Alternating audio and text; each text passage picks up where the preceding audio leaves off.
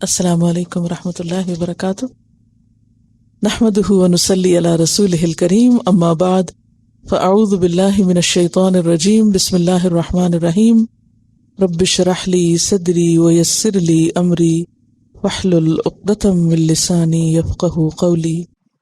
آیت 135 سے تفسیر۔ یا ایھا الذین آمنوا، اے لوگو جو ایمان لائے ہو، اہل ایمان سے خطاب ہے، اس لیے خطاب کی اہمیت واضح ہے۔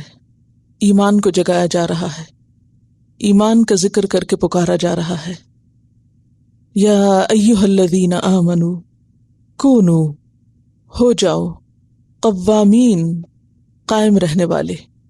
قوام کا لفظ قائم سے مبالغے کا صیغہ ہے، گویا خوب قائم رہنے والے، بہت زیادہ قائم رہنے والے۔ اور پھر قوام کے بعد بے صلہ آیا ہے۔ قام بے کا مطلب ہے کسی چیز کی نگہداشت کرنا، کسی چیز کا تحفظ کرنے کے لیے آمادہ رہنا، یعنی کسی چیز کی حفاظت کرنے کے لیے تیار رہنا۔ تو کونوا قوامین بالقسط، ہو جاؤ، بن جاؤ خوب قائم رہنے والے، خوب نگہداشت کرنے والے، حفاظت کے لیے تیار رہنے والے۔ کس چیز کی حفاظت؟ بالقسط، قسط کی، انصاف کی، عدل کی۔ تو اہل ایمان انصاف پر قائم رہنے والے، انصاف یا عدل یا قسط کی نگہداشت کرنے والے بنے۔ ہر معاملے میں ہمیشہ عدل کو مد نظر رکھیں۔ شہداء للہ، گواہی دینے والے بنے اللہ کے لیے۔ شہداء شہید کی جمع، اللہ کے لیے گواہی دینے والے بنے۔ ولو علی انفسکم، اور اگرچہ تمہارے نفسوں کے خلاف ہو۔ علی کا مطلب ہوتا ہے خلاف، خواہ وہ گواہی تمہارے اپنے نفس کے خلاف جاتی ہو۔ او الوالدین، یا والدین یعنی ماں اور باپ، ماں باپ کے خلاف جاتی ہو۔ والاقربین، اور رشتہ داروں کے خلاف جاتی ہو۔ اقرب کس سے ہے؟ قریب تر سے، یعنی ایک ہوتا ہے نا قریب اور ایک ہوتا ہے اقرب۔ اقرب افعال کے وزن پر قریب تر، جو قریب ترین لوگ ہیں، تمہارے قریب ترین رشتہ دار ہیں، مثلا بہن بھائی، اولاد، باپ دادا، چچا، ماموں، خالہ، پھپھی، یہ سب اقربا میں شمار ہوتے ہیں۔ تو خواہ وہ گواہی تمہارے قریب ترین رشتہ داروں کے خلاف جاتی ہو۔ ان یکن غنیا، اگر ہو وہ غنی، کون؟ جس کے خلاف گواہی دی جا رہی، اور غنی سے مراد مالدار۔ اگرچہ وہ شخص مالدار ہو اور تمہیں اس کے خلاف گواہی دینا پڑے تو بھی دو گے، رعایت نہیں کرو گے کہ وہ بہت مالدار ہے لہٰذا مجھے اس کا خیال رکھنا ہے۔ او فقیرن، یا فقیر یعنی محتاج، اور مراد کون ہے محتاج سے؟ کہ جس کے پاس کچھ نہیں تو تم اس پہ ترس کھا کے اس کو فائدہ پہنچانے کے لیے اس کے خلاف بات نہ کرو۔ تو یہ دونوں چیزیں تمہیں سچ بولنے سے نہ روکیں، کسی کا مال اور کسی کا فقر۔ کیوں؟ اس لیے کہ فاللہ، پس اللہ، اولا، زیادہ قریب ہے۔ اولا کس سے ہے؟ واو لام بیاس، اور ولی کون ہوتا ہے؟ قریب ترین۔ تو زیادہ قریب ہے یعنی زیادہ خیر خواہ ہے، کس کا؟ بہما، ان دونوں کا۔ دونوں کون ہیں یہاں؟ مالدار بھی اور فقیر بھی۔ اللہ تم سے بڑھ کر، تم سے زیادہ ان کا خیر خواہ ہے، کیونکہ اس نے ان کو پیدا کیا۔ فلا، تو نہ، تتبعوا، تم پیروی کرو، اتباع کرو، کس کا؟ الہوا، خواہش نفس کا۔ خواہش نفس کی پیروی مت کرو، کس میں؟ عدل کو قائم کرنے میں، ورنہ عدل قائم نہ کر سکو گے، عدل سے کام نہ لے سکو گے۔ ان تعدلوا، کہ تم عدل سے کام نہ لو۔ ان تعدلوا اصل میں تھا اللہ تعدلوا، کہ تم عدل نہ کر سکو گے۔ اور عدل کا ایک معنی ہٹ جانا بھی ہوتا ہے نا، کہ تم پھر عدل سے ہٹ جاؤ گے، حقدار کو حق نہ دے سکو گے۔ وَإِن تَلْوُوا، اور اگر تم کجی کرو گے، تلوو کا لفظ جو ہے لام واو یہ سے ہے، پیچھے بھی آپ یلوون السنتہم پڑھ چکے ہیں، تو تلوو کا مطلب ہے بات کو اس کے صحیح رخ سے موڑ دینا، تحریف کرنا، بات کو کچھ سے کچھ بنا دینا، جھوٹ بولنا، یہ تمام چیزیں اس میں آتی۔ وَإِن تَلْوُوا، اور اگر تم بات کو موڑ دو گے، پھیر دو گے، او تعرضوا، تعرضوا کا لفظ کس سے ہے؟ عین رے ضاد سے، اعراض برتنا، بے رخی برتنا، پہلو تہی کرنا، منہ موڑنا، اعراض کرنا۔ اور اگر تم نے پہلو تہی کی، منہ موڑا، بے رخی اختیار کی، تو یاد رکھو کہ فَإِنَّ اللَّهَ، پس بے شک اللہ تعالی، کانا ہے، بما تعملون، ساتھ اس کے جو تم عمل کرتے، خبیرہ، بہت باخبر، تمہارے سارے اعمال سے اللہ خوب باخبر ہے۔ یہ آیت قرآن پاک کی اہم ترین آیات میں سے ہے، جس میں ہم سب کے لیے بہت بڑا سبق ہے۔ اس آیت کی روح سے ہم سب کو، امت کے ایک ایک فرد کو، ایک ایک انسان کو انصاف سے کام لینے کی تلقین کی جا رہی، اور اس سے منہ موڑنے یا اعراض برتنے پر وعید کی جا رہی ہے کہ تم عدل سے، قسط سے، انصاف سے پہلو تہی نہیں کر سکتے، بے رخی یا لا تعلقی اختیار نہیں کر سکتے، اجنبی نہیں بن سکتے، ہر حال میں عدل ضروری ہے۔ یہاں آپ دیکھیے کہ سب سے پہلے یا ایھا الذین آمنوا کہہ کے پکارا گیا، اور پھر کیا کہا گیا؟ کونوا قوامین بالقسط، کہ تم قسط پر قائم رہنے والے بنو، عدل پر قائم رہنے والے بنو۔ اور اس عدل کا تعلق صرف عدالت سے نہیں، یہ اہم جملہ، اس کو لکھیے، اس قسط یا عدل کا تعلق صرف عدالت کے معاملات سے نہیں، کیونکہ یا ایھا الذین آمنوا میں، اے ایمان والوں میں، سارے اب عدالتوں سے متعلق لوگ تھوڑی ہیں۔ خطاب کیا ہے؟ عام خطاب ہے، سب کو خطاب ہے، کسی ایک خاص مخصوص گروہ کو نہیں کہ جن کا تعلق یا پیشہ عدالت کے کاموں سے ہو، وہ بھی اس میں شامل ہے، لیکن اس کے علاوہ تمام لوگ، فردن فردن، میں اور آپ، ہم میں سے ہر ایک، سب کو خطاب ہے کہ ہم سب کیا کریں؟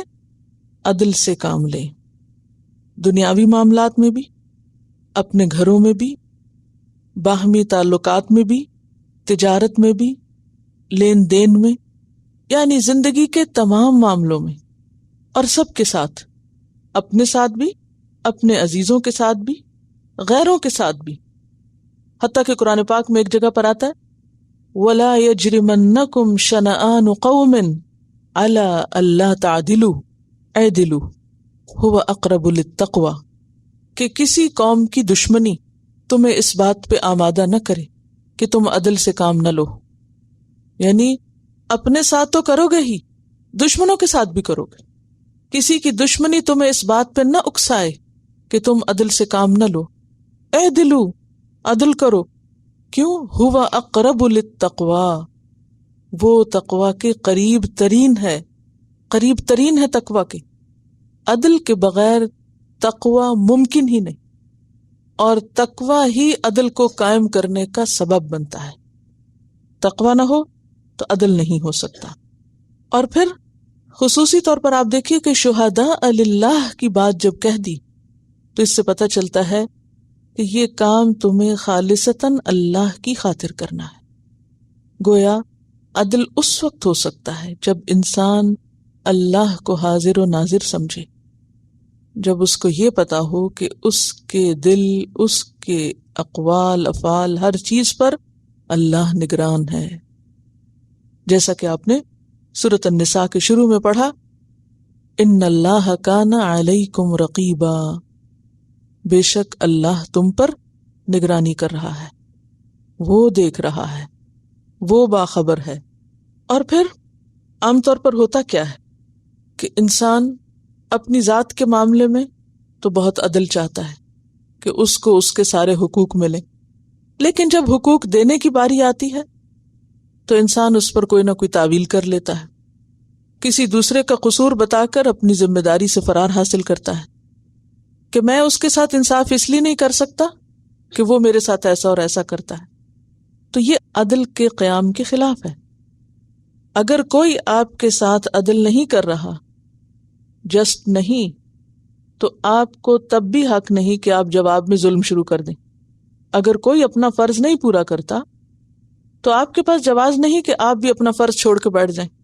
آپ کو اپنی ذمہ داری نبھانی، اپنا فرض پورا کرنا ہے. ظلم کرنے والا خود اپنے ظلم کے لیے اپنے رب کے پاس جواب دہ ہوگا. عموماً انسان کے ساتھ کیا ہوتا ہے کہ انسان کی زندگی میں عموماً جو چیز اس کے حق یا عدل کے راستے میں رکاوٹ بنتی ہے وہ اس کی خواہشات نفس ہوتی ہیں. اسی لیے یہاں خاص طور پر خواہشات کی بات کی، فلا تتبعوا الہوی، جیسا کہ حضرت داؤد علیہ السلام کو اللہ سبحانہ وتعالیٰ نے فرمایا تھا.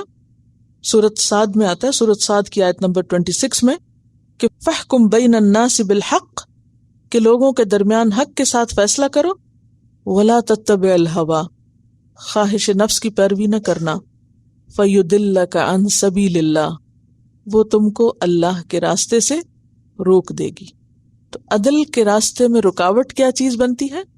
خواہش نفس، مفاد، ذاتی فائدے، شح، جو کہ پچھلی آیات میں آپ نے پڑھا کہ انسان کے اندر کی حرص اور بخل کس چیز کا، کہ وہ سارے فائدے اپنی ذات کے لیے سمیٹنا چاہتا ہے، ساری خیر اپنے لیے طلب کرتا ہے، اور جہاں تک دوسروں کا معاملہ ہو تو اس میں جو چیز اس کے مفاد کے مطابق ہو وہاں تک تو ٹھیک ہے، جہاں اپنے مفاد پہ زد پڑے یا پھر اپنے والدین کے مفاد پہ تو وہاں انسان انصاف کو چھوڑ دیتا ہے، عدل سے منہ موڑ لیتا ہے.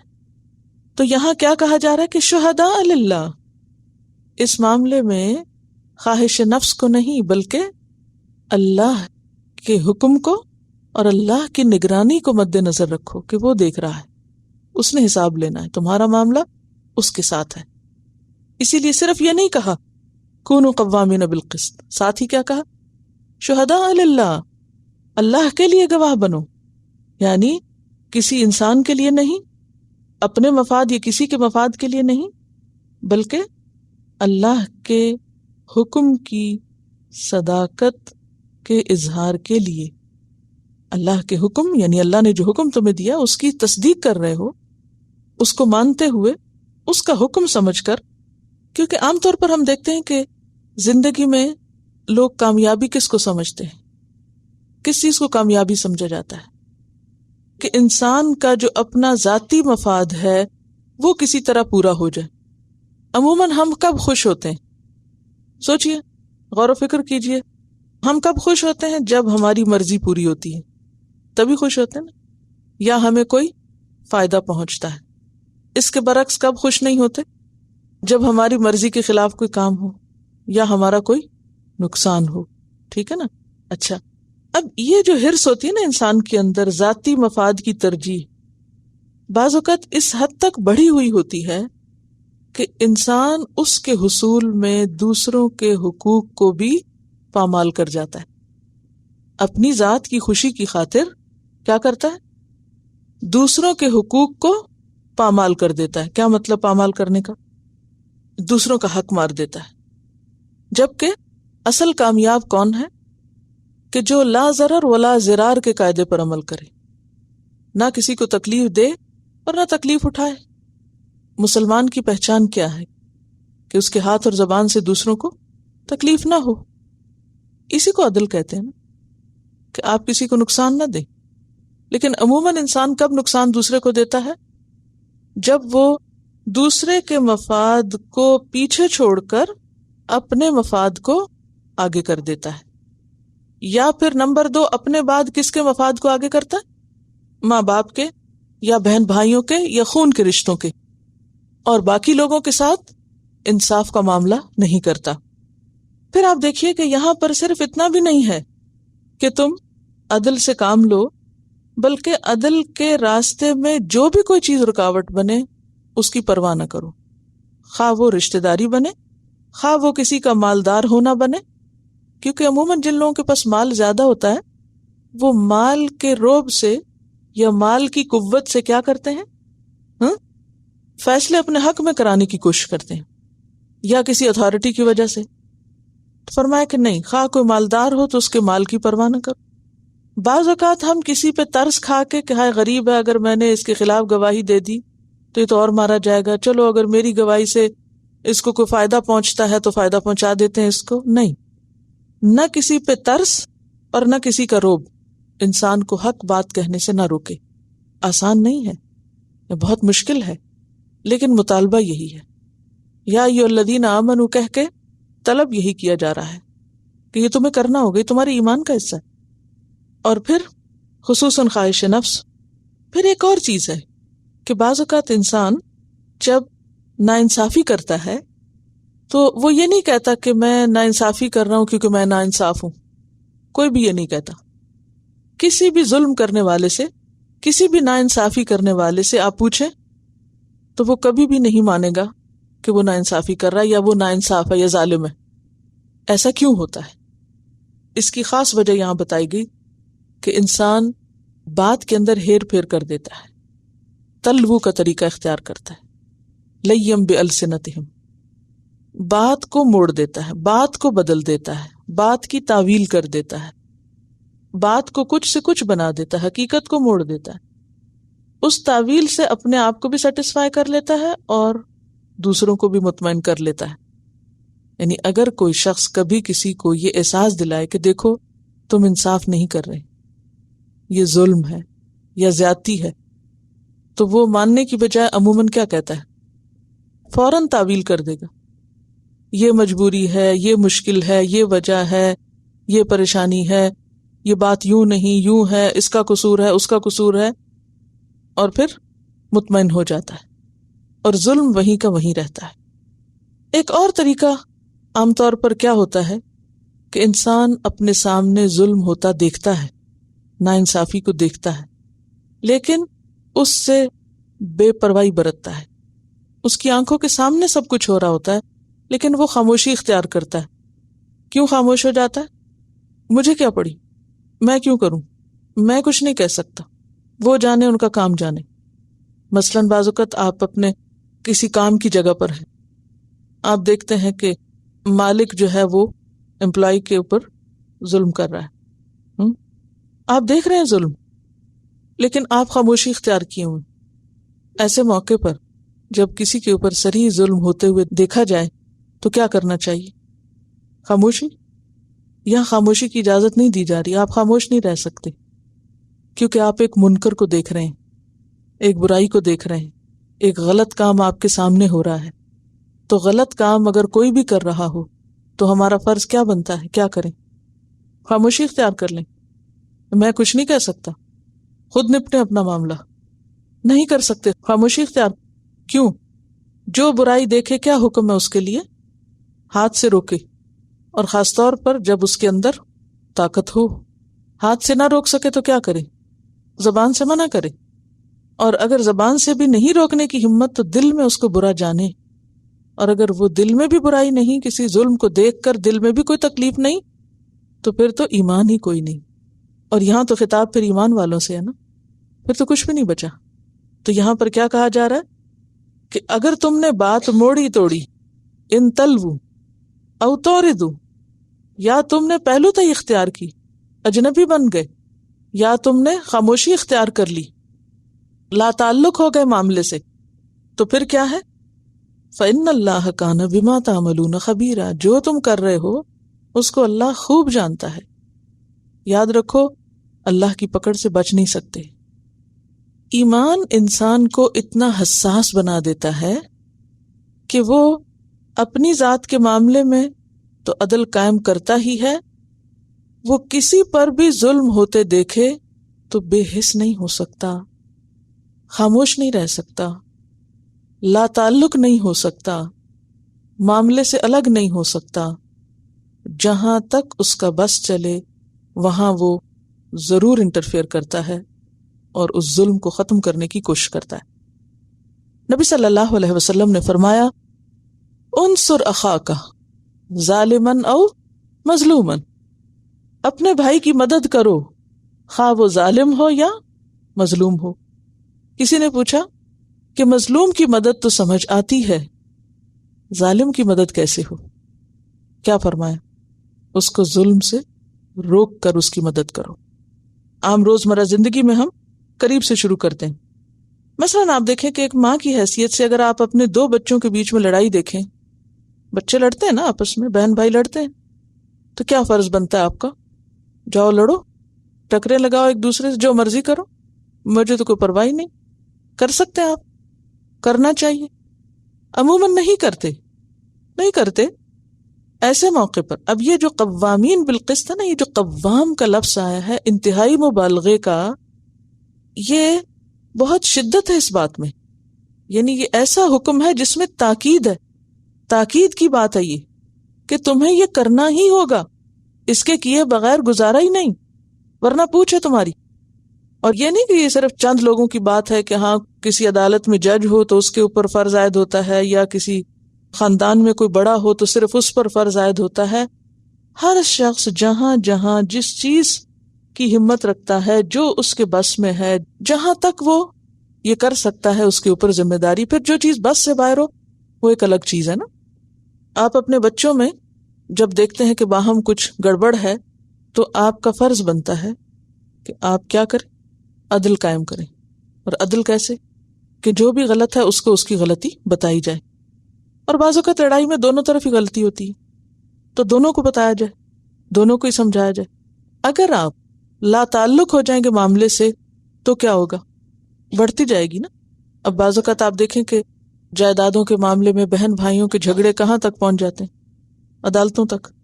گھر کے جھگڑے کہاں جا پہنچتے ہیں؟ عدالت میں جا پہنچتے ہیں۔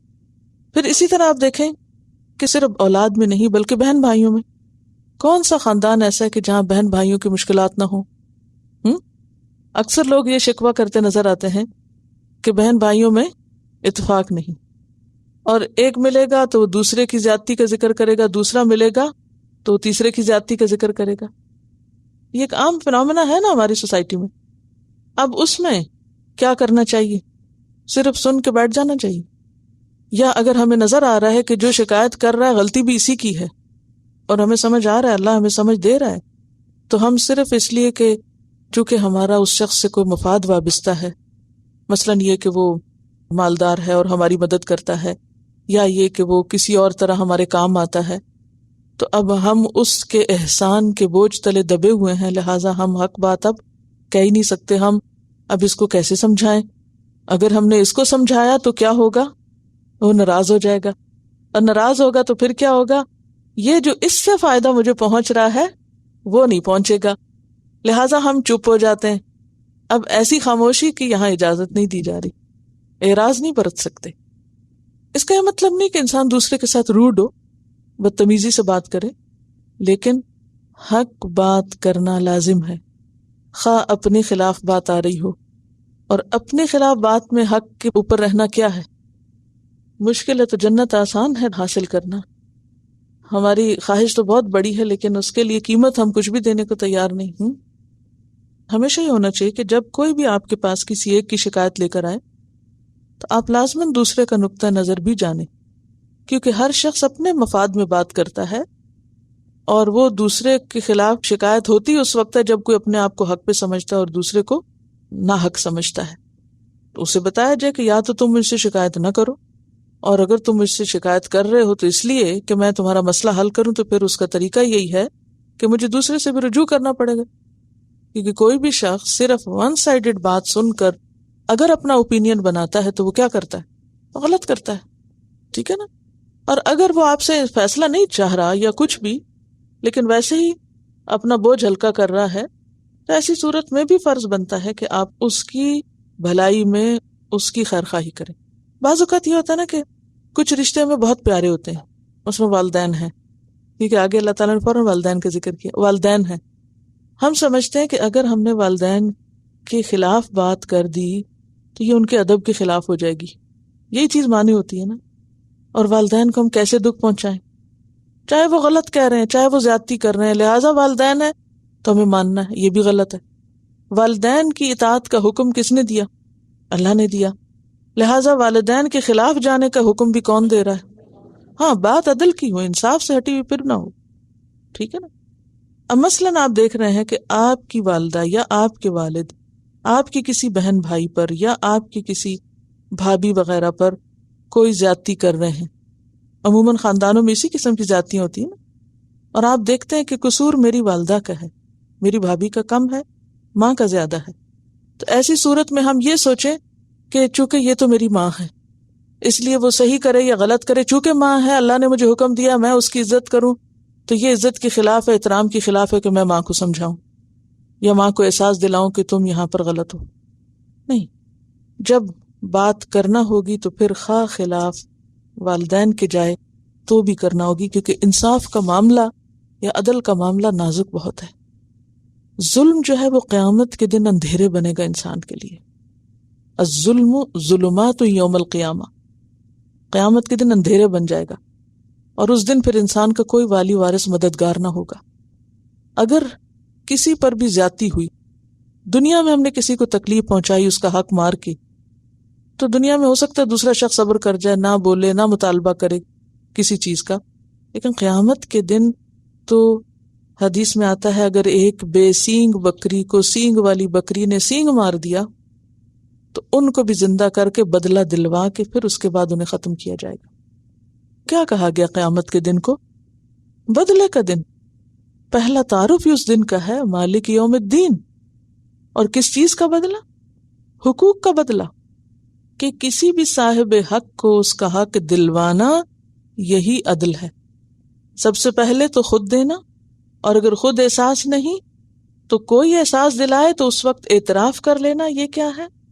اپنے خلاف گواہی لینا۔ اپنے خلاف گواہی کیا ہے؟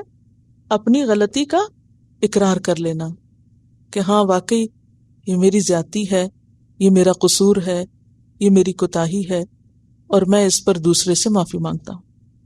والدین تو خواہ وہ عزت ادب احترام کی جگہ ہوں، آج آپ دیکھیں دنیا میں ہم ان کا احترام کرتے کرتے ان کو اگر ظلم سے نہیں روکتے، غلط کام سے نہیں روکتے، تو کیا واقعی ہم ان کے ساتھ خیرخواہی کر رہے ہیں؟ کسی کی محبت ہمیں روک دیتی ہے حق بات کرنے سے، کسی کا مال روک دیتا ہے، کسی کی محتاجی روک دیتی ہے، تو یہ ہم sub out of love, courtesy, مرسی، ان چیزوں کے ساتھ یہ کام کر رہے ہوتے ہیں۔ لیکن ذرا سوچیں کہ یہ ہم کسی کے ساتھ حقیقی محبت نہیں کر رہے، ہم کسی کے ساتھ حقیقی احسان نہیں کر رہے اگر ہم اس کو ظلم سے نہیں روک رہے، اگر ہم اس کو اس کی ذمہ داری نہیں یاد کرا رہے۔ کیوں؟ اس لیے کہ کل قیامت کے دن تو پوچھ ہوگی، پھر تو اس کی پکڑ ہوگی۔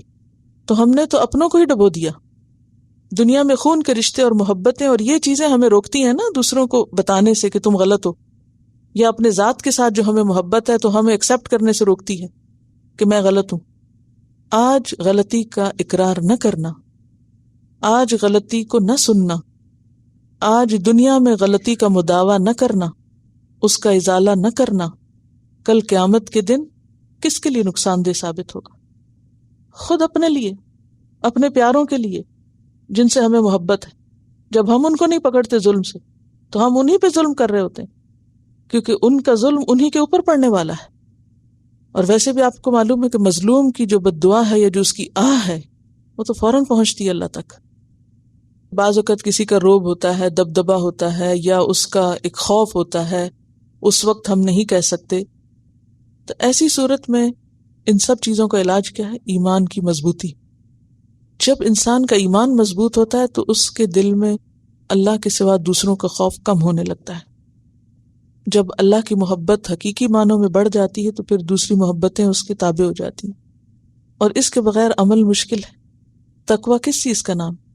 کہ اللہ کا خوف اور اللہ کی محبت، ہر چیز کے خوف اور محبت سے بڑھ جائے، اس کے بغیر تو عمل ہو ہی نہیں سکتا۔ تو خلاصہ آیت کا کیا ہوا کہ تم عدل کے، قسط کے قائم کرنے والے بنو، خوب خوب عدل پر قائم ہو جاؤ، قائم ہونے والے۔ عدل پر قائم ہونے والے، عدل پر پرسسٹنٹلی اور مضبوطی کے ساتھ فرم سٹینڈنگ ہو، یہ مراد ہے. یعنی عدل پر پرسسٹنٹ بھی ہو اور تمہاری فرم سٹینڈنگ ہو کہ کوئی لالچ، کسی کا خوف، کسی کا روب، کسی کی محبت، کوئی چیز ہمیں نہ ہلانے پائے. جس چیز کو ہم انصاف سمجھیں، حق سمجھیں، عدل سمجھیں، اسی کو اختیار کریں. پھر یہ بھی یاد رکھیے کہ یہ عدل ہر چیز میں ہے. یہ بہت اہم بات ہے، ہر چیز میں ہے. اچھا تھوڑا سا یہ بھی دہرا لیجئے کہ عدل ہوتا کیا ہے. حقدار کو اس کا حق دینا عدل ہے. حقدار کو حق دینا عدل ہے. ٹھیک ہے. سب سے پہلا حق ہم پر کس کا ہے؟ اللہ کا. ٹھیک ہے. تو اللہ کا حق دینا کیا ہے؟ اس کو ایک ماننا، پھر اس کی عبادت کرنا، کیونکہ اس نے ہمیں بنایا اپنی عبادت کے لیے تھا. تو اسی لیے شرک کو کیا کہا گیا؟ ظلم عظیم. یہ پڑھ چکے ہیں نا اسی صورت میں ہی. شرک کو ظلم کہا گیا، ظلم عظیم کہا گیا. کیوں ظلم کہا گیا شرک کو؟ کیونکہ وہ اللہ کے حق کی خلاف ورزی ہے. اسی طرح عبادت سے پہلو تہی کرنا، یہ بھی کیا ہے؟ حقوق اللہ کو ادا نہ کرنا، یہ بھی عدل کے خلاف ہے. پھر اسی طرح دوسرے نمبر پر کس کے حقوق آتے ہیں؟ حقوق العباد. حقوق العباد میں سب سے پہلا حق والدین کا ہے، اور اس کے بعد پھر باقی قریب ترین رشتہ دار جیسے بہن بھائی ہیں، بیوی ہے، بچے ہیں، یہ تمام. اس میں عدل کیا ہے؟ خاندانی رشتوں میں اقربا کے حقوق میں عدل کیا ہوتا ہے؟ ہر ایک کو اس کا حق دیا جائے. کس طرح؟ دوسرے کے حق کو مار کے. یہ بھی عدل کے خلاف ہے. بعض اوقات ہم ایک کا حق دینے لگتے ہیں تو اسی کی طرف جھک جاتے ہیں اور دوسرے کو لٹکتا ہوا چھوڑ دیتے ہیں، اس کی پرواہ بھی نہیں کرتے، اس کو پوچھتے بھی نہیں ہیں. یہ بھی ظلم ہے. پھر اسی طرح بہن بھائیوں کے بیچ میں عدل کیا ہے؟ اولاد کے بیچ میں کیا عدل ہے؟ جیسے نبی صلی اللہ علیہ وسلم نے فرمایا اپنی اولاد کے معاملے میں کیا کرو؟ عدل کرو. جیسے کوئی گفٹ دے رہے ہو مثلا، یا کوئی بھی چیز جو دے رہے ہو، چاہے وہ مادی ہے چاہے وہ مانوی ہے. حتیٰ کہ بعض سلف صالحین سے یہ بات بھی پتہ چلتی ہے کہ وہ اتنا اپنی اولاد کے درمیان عدل کرتے تھے کہ اگر ایک بچے کو کس کیا تو دوسرے کو بھی کرتے تھے. اب بظاہر دیکھنے میں ایک معمولی سی چیز ہے، لیکن کیوں؟ اگر ایک بچے کو کس کیا تو دوسرے کو بھی کرتے.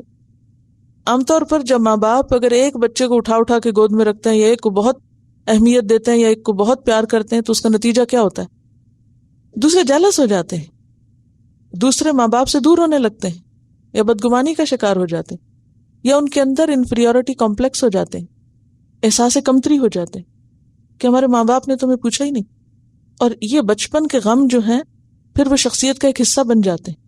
ایسے لوگ پھر بڑے ہو کر غلط طریقوں سے اٹینشن سیکر بن جاتے ہیں، مصنوعی ہتھ کنڈوں سے دوسروں کی اٹینشن لیتے ہیں، یا بالکل ہی ڈپریشن کا شکار ہو جاتے ہیں جن کو ماں باپ سے عدل نہ ملا ہو. تو گویا مال کی تقسیم میں بھی اولاد کے ساتھ عدل، اور پیار محبت میں بھی. دل کی کیفیت ایک الگ چیز ہے.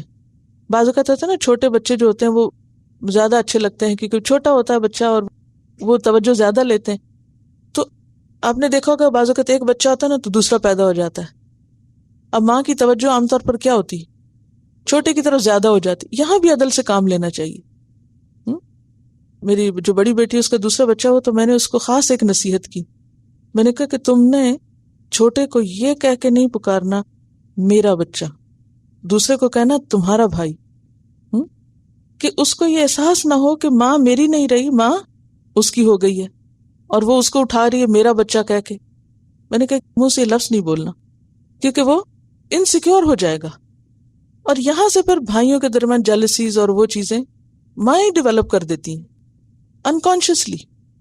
تو اس میں اگر بچپن سے ہی ایک دوسرے کا احترام اور ایک دوسرے کے لیے کیئر سکھائی جائے، اور اپنے الفاظ پر بھی ہم غور کریں کہ ہم جب ایک کو خطاب کرتے ہیں تو کس لفظ کے ساتھ اور دوسرے کو کس لفظ کے ساتھ، ایک کو پکارتے ہیں تو کس انداز کے ساتھ، دوسرے کو پکارتے ہیں تو کس انداز کے ساتھ.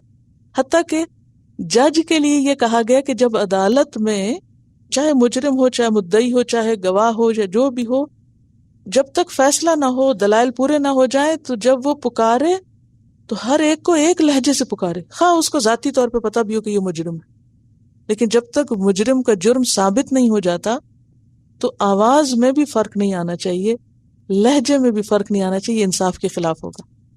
یعنی یہاں تک اسلام جو ہے وہ عدل کا پرچار کرتا ہے اور عدل کو قائم کرنا چاہتا ہے، کیونکہ اس پر زندگی کا حسن ہے۔ جہاں عدل نہیں رہتا وہاں خوشیاں ختم ہو جاتی ہیں، زندگی کا حسن ختم ہو جاتا ہے۔ تو اس سے آپ دیکھیں کہ کتنا محتاط زندگی بسر کرنے کی ضرورت ہے۔ اور یہاں پر سارے اہل ایمان کو کہا گیا سب ہو جاؤ قوامین، اور قوام کے پیچھے بھی آپ پڑھ چکے نا، سورت میں دوسری دفعہ آ رہا ہے، بالقسط شہداء للہ، یہ سب تمہیں صرف اللہ کی خاطر کرنا ہے۔ اب آپ دیکھیں یہ سورت العدل اس کو آپ کہہ سکتے ہیں، سورت النساء، جس میں یتیموں کے حقوق کا کتنا ذکر کیا گیا، وہ سب بھی کس سے متعلق ہے؟ عدل سے متعلق۔ پھر بیویوں کے درمیان اگر ایک سے زیادہ بیوی ہے کسی کی تو اس کو عدل کا سخت حکم دیا گیا۔ پھر اس کے بعد وراثت کا جو حکم ہے اس میں آپ دیکھیے کہ کس قدر عدل، ساری کیلکولیشن اللہ تعالیٰ نے خود کر کے بتا دی کس کا کتنا حصہ ہے۔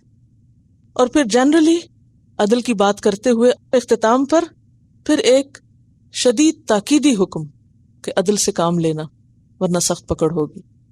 ان ساری چیزوں کا علاج صرف خوف خدا ہے۔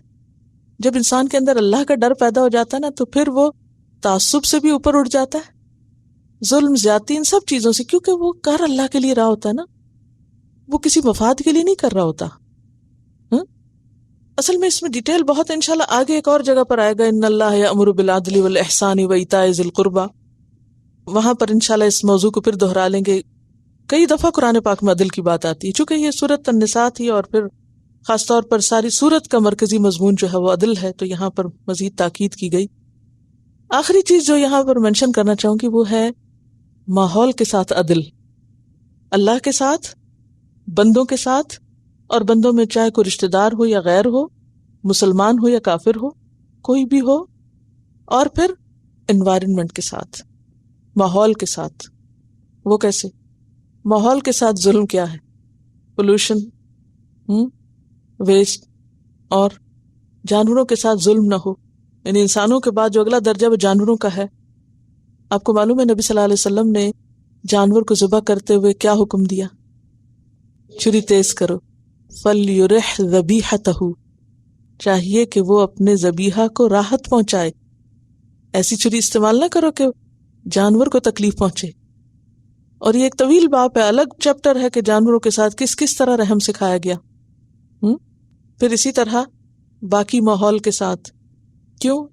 یہ زمین، یہ پلانٹ صرف ہمارے لیے نہیں، اس دور کے لوگوں کے لیے بھی، اور اس کے جو ریسورسز ہیں وہ آئندہ نسلوں کے لیے بھی ہیں۔ لہذا ریسورسز کو ضائع کرنا کیا ہے؟ ظلم۔ کس کے ساتھ؟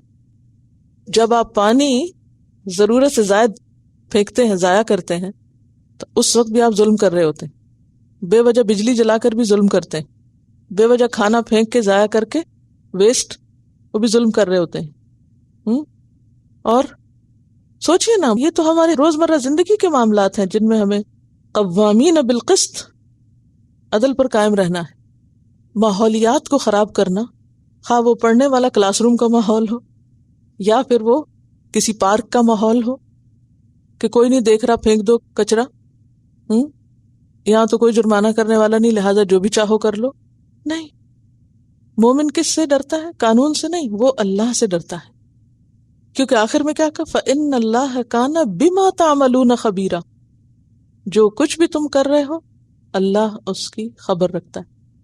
لیکن یاد رکھیے یہ ہو نہیں سکتا جب تک انسان کے اندر دو چیزیں نہ ہوں، ایک ہے قربانی کا جذبہ اور دوسرے ہے صبر، کیونکہ جب تک آپ قربانی نہیں کریں گے آپ دوسرے کو حق نہیں دے سکتے۔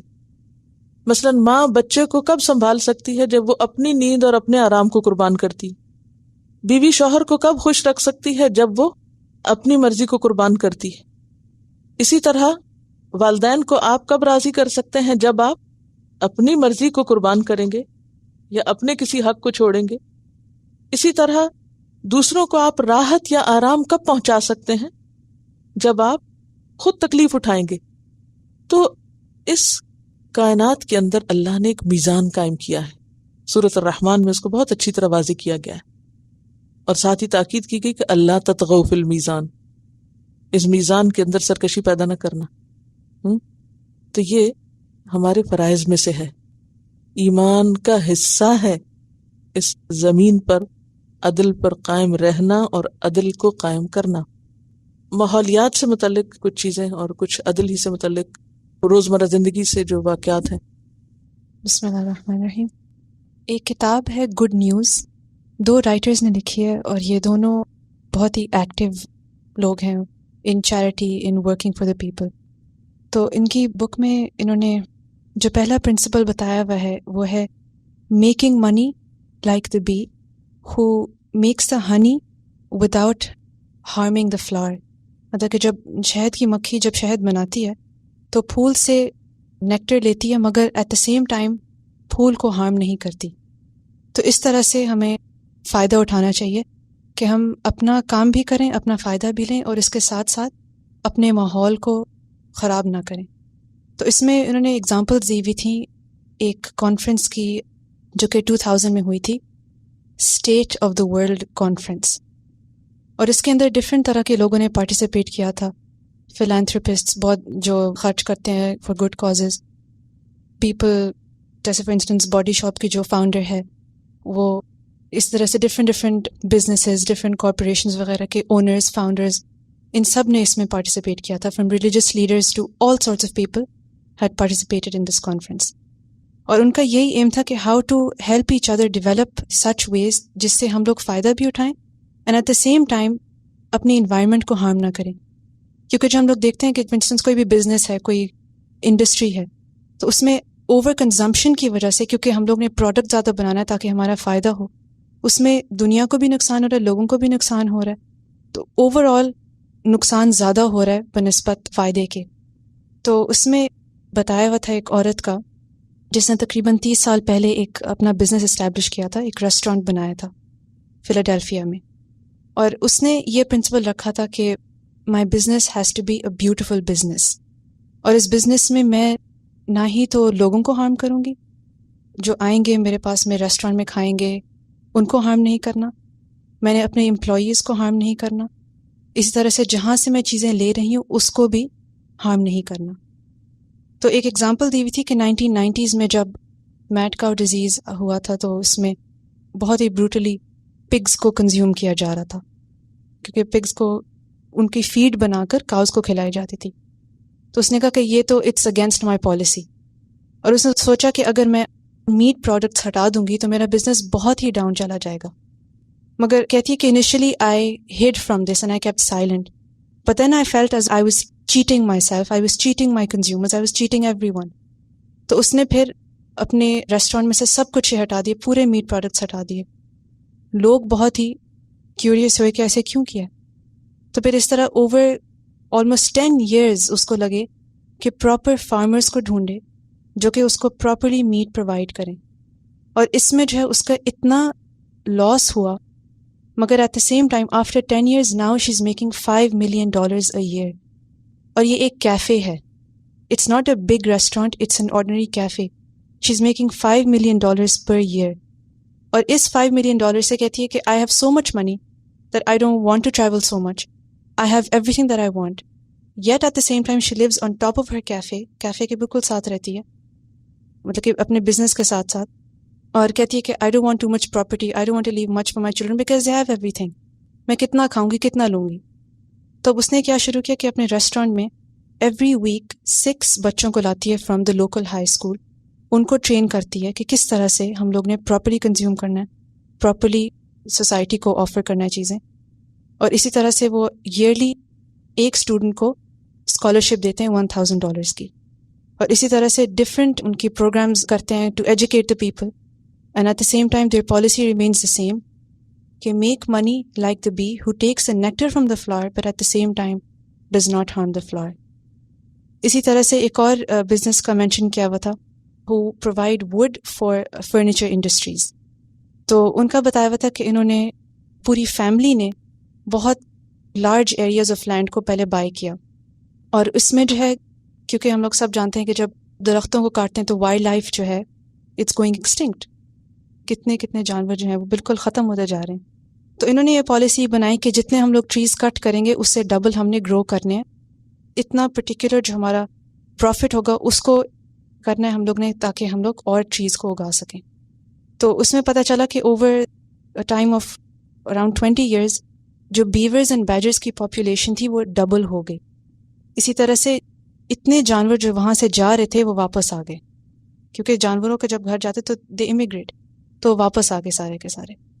اور بتا رہے تھے کہ compare to other similar businesses ان کا ابھی جو پروفٹ ہے دیٹس 25% لیس، بٹ وہ انوائرمنٹ کو زیادہ فائدہ دے رہے ہیں بنسبت خود فائدہ کمانے کے.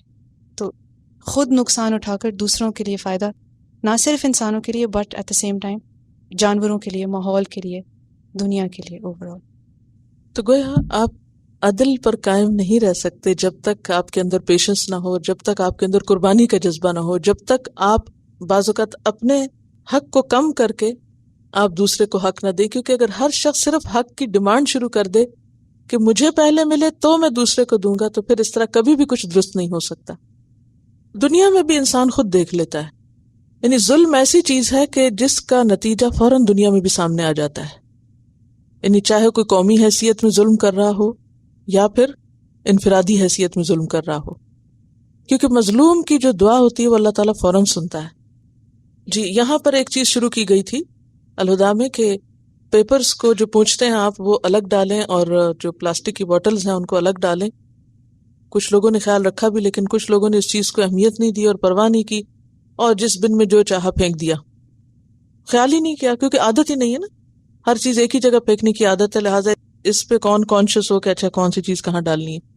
تو اگرچہ چھوٹی چھوٹی ایفرٹس ہوتی ہیں، چھوٹی چھوٹی چیزیں ہوتی ہیں، اور اگر خیر کی بات، اچھائی کی بات، نیکی کی دعوت کوئی بھی دے تو کیا حکم ہے ہمیں؟ تعاونوا علی البر والتقوی، نیکی اور تقوی کے کاموں میں ایک دوسرے کی مدد کرو، تعاون کرو، نہ کہ اس میں روڑے اٹکاؤ. یہ کہتے ہیں کہ بعض لوگ اردو اخباریں چونکہ مفت ملتی ہیں گروسری اسٹور سے، اور وہ اس کو ڈھیروں وہاں سے اٹھا لاتے ہیں، پڑھ کے پھر جا کے مسجد میں رکھ دیتے ہیں، بجائے اس کے کہ مسجد کی صفائی کریں، الٹا وہاں پر اپنا گاربیج پھینکاتے ریسائیکل کے لیے. یہ سوچتے ہوں گے کہ شاید اس میں بھی کوئی اللہ کا نام ہوگا تو مسجد والے ہی ذمہ دار ہیں، اللہ کے نام کے ہماری تو کوئی ذمہ داری نہیں. تو بہرحال یہ کہتے ہیں کہ یہ مسجد میں جو کچھ چھوڑ جاتے ہیں ان کے ہسبینڈ گھر پہ لا کے وہ سارا پھر اس کو ریسائیکل کرتے ہیں اور الگ کرتے ہیں. تو میرے خیال ہے کہ ہم سب کو نیکیوں کی ضرورت ہے، صرف چند لوگوں کو نہیں. لہذا ہم سب کو محتاط اور ہوشیار اور ہوش مند زندگی بسر کرنے کی ضرورت ہے. اپنے اپنے طور پر جہاں جہاں ہم جو کر سکیں وہ کریں تو انشاءاللہ خیر زیادہ بہتر طور پہ پھیلے گی. تو اوور آل 2-3 چیزیں ہیں جو اس آیت سے ہمیں پتہ چلتی ہیں. نمبر 1 یہ کہ انصاف پر قائم ہونا ہے، انصاف کو قائم رکھنا ہے. نمبر 2 یہ غلطی اپنی ہو تو اعتراف کرنا ہے، والدین کی ہو تو ان کو سمجھانا ہے، اگر ان کے خلاف کہیں گواہی بھی دینی پڑے تو حق کے ساتھ اللہ کی خاطر گواہی دینی ہے. خواہ رشتہ دار، اپنے بچے، اپنے شوہر یا اپنے بھائی یا ماموں چچا کوئی بھی زیادتی کسی پر کر رہا ہو، خواہ وہ اپنے خاندان کے اندر کوئی اپنی بیوی پر یا شوہر پر یا کسی پر بھی، اس کو بھی اس سے روکنا ہے.